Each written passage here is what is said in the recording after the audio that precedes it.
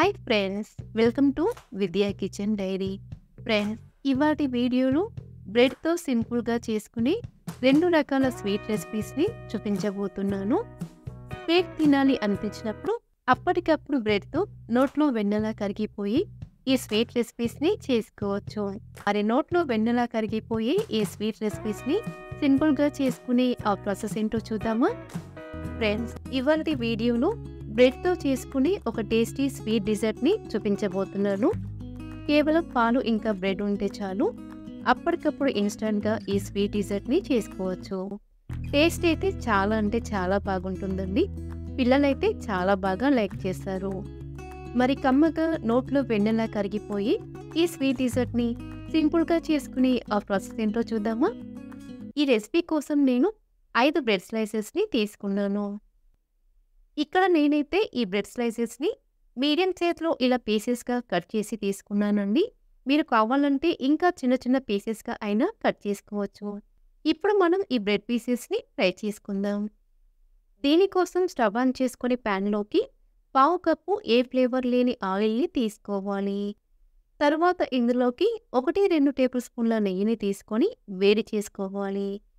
ఇలా నెయ్యిని తీసుకోవడం వలన మనం చేసుకునే ఈ స్వీట్ చాలా టేస్టీగా ఉంటుందండి.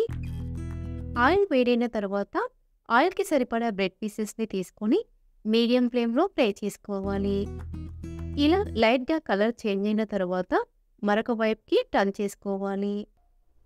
ఇలా 2 వైపులా లైట్గా ఫ్రై చేసుకున్న తర్వాత ఈ బ్రెడ్ పీసెస్ని ప్లేట్లోకి తీసుకోవాలి.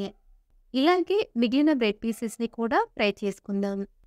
ఈ స్వీట్ రెసిపీ కోసం బ్రెడ్ పీసెస్ కొంచెం క్రిస్పీగా ఉంటే చాలండి, అంతకంటే ఎక్కువగా ఫ్రై చేయాల్సిన అవసరం లేదు. ఇలా ఫ్రై చేసుకున్న బ్రెడ్ పీసెస్ని ప్లేట్లోకి తీసుకొని పక్కనుంచుకోవాలి. తర్వాత స్టవ్ ఆన్ చేసుకుని ప్యాన్లోకి 2 కప్పుల చిక్కటి పాలని తీసుకోవాలి. ఇలా తీసుకున్న పాలని మరిగించుకుందాం. ఈలోగా చిన్న బౌల్లోకి 2 టేబుల్ స్పూన్ల కస్టర్డ్ పౌడర్ని తీసుకోవాలి. ఇందులోకి 1/2 కప్పు పాలని తీసుకొని ఉండలు లేకుండా బాగా కలుపుకోవాలి. ఇలా బాగా కలిపి ఈ బౌల్ని పక్కనుంచుకోవాలి. పాలు ఇలా మరగడం స్టార్ట్ అయిన తర్వాత ఇందులోకి 4-5 టేబుల్ స్పూన్ల పంచదారని తీసుకోవాలి.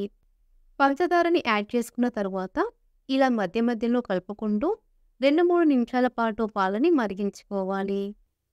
కొద్దిసేపటికి పంచదార పూర్తిగా కరిగిపోయి పాలు ఇలా చిక్కపడతాయి.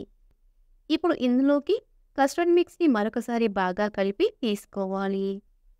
ఇప్పుడు స్టవ్ని లో ఫ్లేమ్లో పెట్టుకొని ఉండలు కట్టకుండా ఇలా కలుపుకుంటూ 3-4 నిమిషాల పాటు పాలని మరిగించుకోవాలి. కస్టర్డ్ పాలు మరీ చిక్కగా ఉండకూడదు, మరీ పల్చగా ఉండకూడదు. ఇలా మీడియం థిక్నెస్తో ఉండాలి.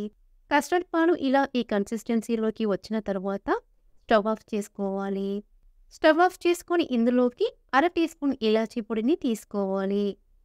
స్టవ్ ఆఫ్ చేసుకున్న తర్వాత ఇలా కలుపుకుంటూ ఈ కస్టర్డ్ పాలని 2-3 నిమిషాల పాటు చల్లారనివ్వాలి.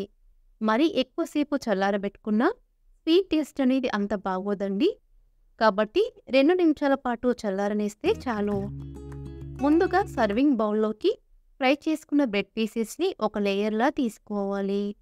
ఆ తర్వాత పైనుండి ఇలా కస్టర్డ్ పాలని తీసుకోవాలి. అయితే ఇలా యాడ్ చేసుకునేటప్పుడు పాలు మరీ చల్లగా ఉంటే స్వీట్ టేస్ట్ అనేది అంత బాగోదండి. కాబట్టి పాలు కొంచెం వేడిగా ఉండేలా చూసుకోవాలి. ఇలా కస్టర్డ్ పాలని కంప్లీట్గా తీసుకున్న తర్వాత మిగిలిన బ్రెడ్ పీసెస్ని ఇలా కొంచెం మునిగేలా డిప్ చేసుకోవాలి. ఇలా కొంచెం మునిగేలా డిప్ చేసుకోవడం వలన బ్రెడ్ పీసెస్ కొంచెం క్రిస్పీగా కొంచెం సాఫ్ట్గా ఉండి స్వీట్ తినేటప్పుడు చాలా టేస్టీగా ఉంటుంది. చివరగా సన్నగా కట్ చేసుకున్న డ్రై ఫ్రూట్స్ ముక్కలతో గార్నిష్ చేసుకోవాలి. ఇలా డ్రై ఫ్రూట్స్ వేయకపోయినా స్వీట్ టేస్ట్ అనేది చాలా బాగుంటుందండి. మీ దగ్గర ఉంటే వేసుకోవచ్చు, లేదంటే స్కిప్ చేసుకోవచ్చు. అంతేనండి, ఎంతో టేస్టీగా ఉండి యమ్మీ యమ్మీ బ్రెడ్ స్వీట్ రెడీ. స్వీట్ తినాలి అనిపించినప్పుడు అప్పటికప్పుడు ఇన్స్టెంట్గా బ్రెడ్తో ఈ స్వీట్ని చేసుకోవచ్చు. ఈ స్వీట్ కొంచెం క్రిస్పీగా కొంచెం సాఫ్ట్గా చాలా చాలా టేస్టీగా ఉంటుంది.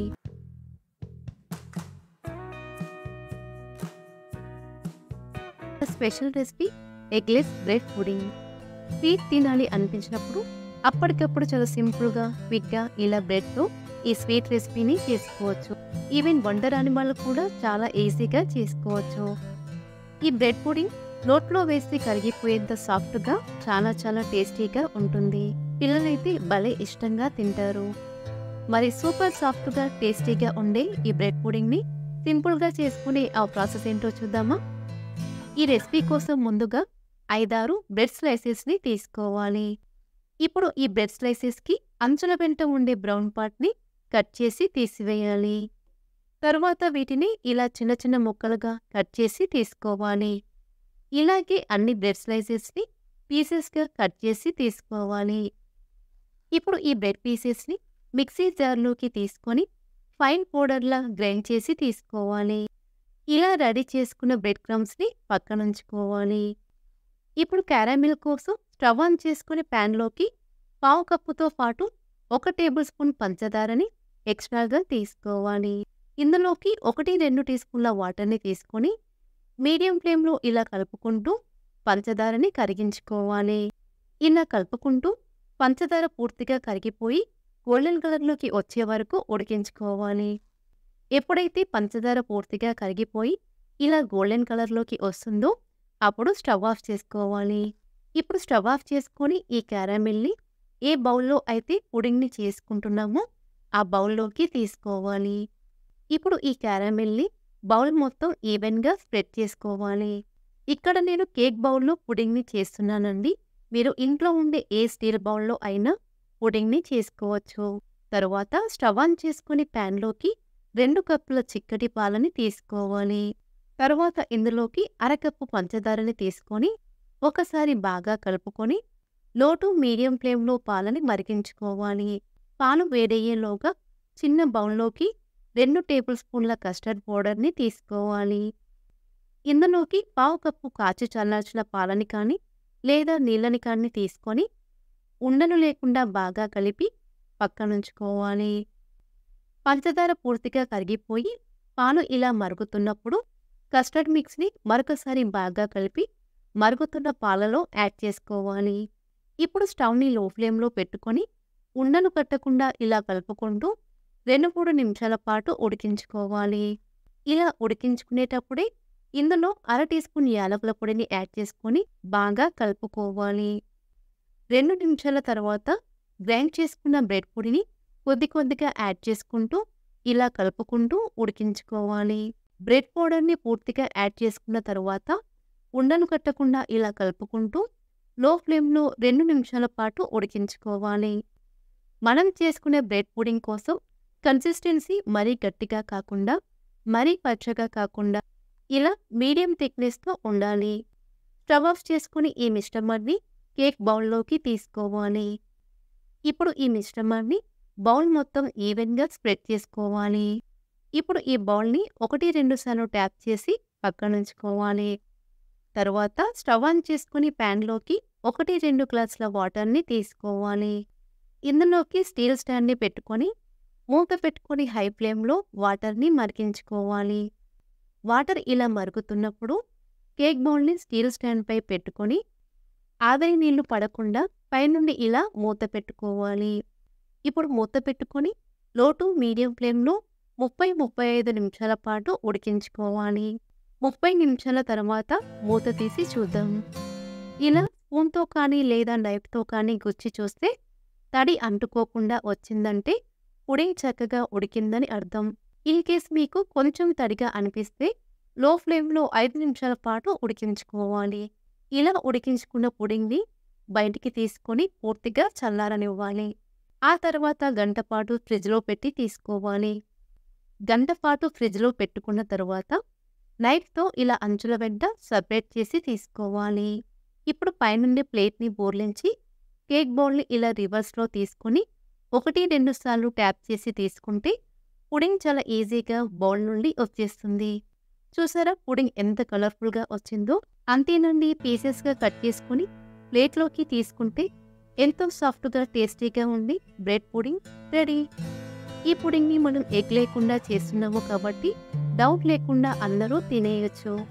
ఇలా స్వీట్ తినాలి అనిపించినప్పుడు అప్పటికప్పుడు చాలా సింపుల్గా క్విక్గా బ్రెడ్తో పుడింగ్ని చేసుకోవచ్చు. ఈ బ్రెడ్ పుడింగ్ నోట్లో వేసి కరిగిపోయేంత సాఫ్ట్గా చాలా చాలా టేస్టీగా ఉంటుంది. పిల్లలైతే చాలా ఇష్టంగా తింటారు. పిల్లలతో పాటు పెద్దవాళ్ళు కూడా ఎంతగానో లైక్ చేసి ఈ బ్రెడ్ పుడింగ్ని మీరు ఒక్కసారి ట్రై చేసి చూడండి. చాలా టేస్టీగా ఉంటుంది. సో ఫ్రెండ్స్, ఈ రెసిపీ మీకు నచ్చితే లైక్ చేయండి, మీ ఫ్రెండ్స్కి షేర్ చేయండి. మరిన్ని రెసిపీస్ కోసం మా ఛానల్ని సబ్స్క్రైబ్ చేసుకోండి.